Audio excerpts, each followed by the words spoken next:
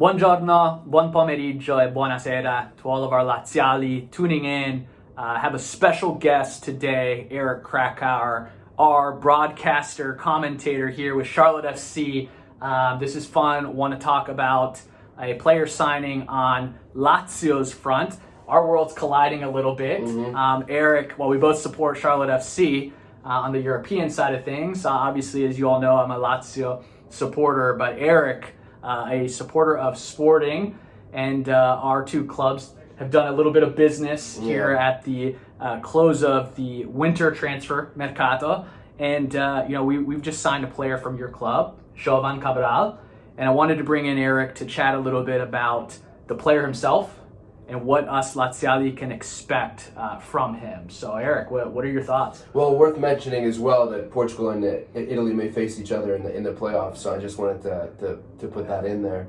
I think this is a really good signing for Lazio, and considering the price that he was valued at 2 seasons ago when he arguably had he had the best season in Sporting colors, Lazio is essentially getting him for cheap. I think it's 8 million.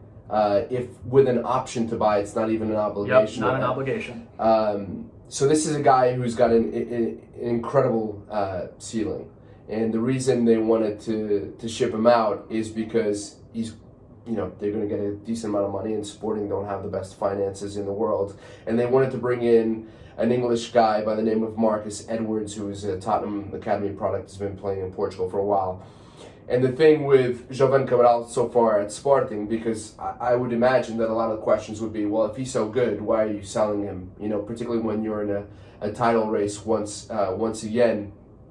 Essentially, the game model that is used by Sporting doesn't use your sort of more traditional winger. And Jovane Cabral is one of those guys. Maybe traditional is not the right word, but he's certainly a winger. He can play on both flanks. He's very, very strong physically. He's got, tree trunks for legs, a big-chested, big back, so he's very good in a one-on-one confrontation with defenders. His go-to move is the dribble. He likes cutting inside on the right, although he's very comfortable as well unleashing one with his left. He can shoot from distance and with ferocity. But where he really creates the imbalances is on one-on-one situations. He takes on defenders, 1 or 2 defenders, can take them to the byline, can, as I mentioned before, can cut inside and unleash a shot. So he's multifaceted on the attacking side. Consistency is certainly an issue. He wasn't particularly consistent, and maybe there are some questions about his, not tactical acumen, but his tactical discipline.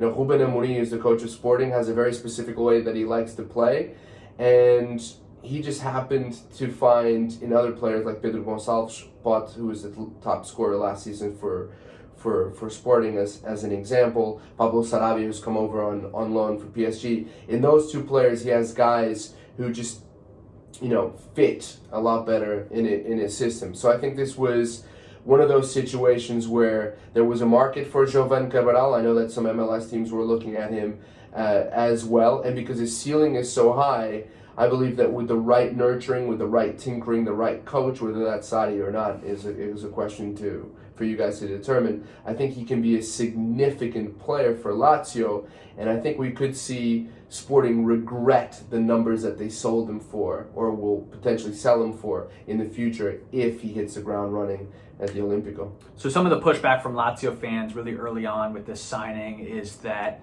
Cabral doesn't necessarily check a box that we needed at the moment. Lazio just shipped off Murici on loan. Vicha Immobile, that backup striker role, has been an area of need that Lazio's been desperate to find, and certainly solidifying our center back position was probably priority number 1. Lazio's failed to do both of those, and so you mentioned that Cabral is a more traditional winger. Talk to us a little bit about his ability to play, if he can or can't, multiple roles. Can he shift between left wing and right wing, and does he have the capacity to play a false 9 or in that number 9 role if called upon?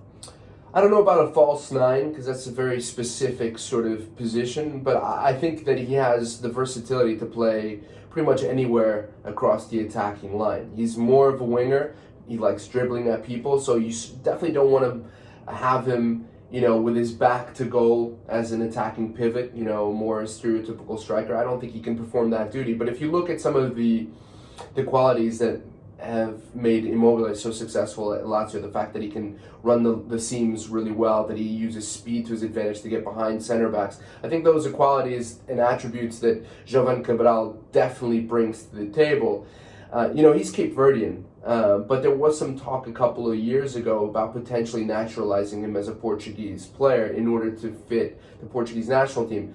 And the reason I'm saying that is because that's how hot he was a couple of seasons ago for Sporting, where there was some noise, particularly coming from fans, to try and push him and get him into the Portuguese national team setup, which is not unusual. Nani, I think, is a Cape Verdean, by birth, and he played for Portugal, had an incredible career with the Portuguese national team, a European champion. So that tells you that the ceiling is very high. And so what if Lazio players are upset that he doesn't quite fit the mold of the player that was needed?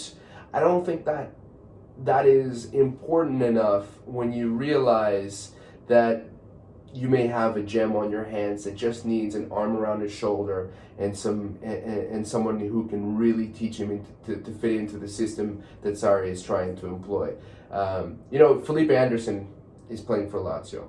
They share a lot of qualities, but the one thing that Felipe Anderson doesn't have that Jovane has plenty of is explosiveness. The same kind of feet, the ability to take players on, a really good shot, but he can go from 0 to 60 in an instant. Well, it sounds like they both have the inconsistency as yes, well, because absolutely, that's absolutely. been really the frustration with somebody like Felipe Anderson, who on any given match day, he's a world-class player. And maybe this same sort of lack of defensive commitment. Yep. Yeah. So, Eric, thank you. This was insightful, important for us, Laziali, to know the type of player that we have coming in. Hopefully he can make an impact and hopefully he has a long career with us. But as always, sempre Forza Lazio.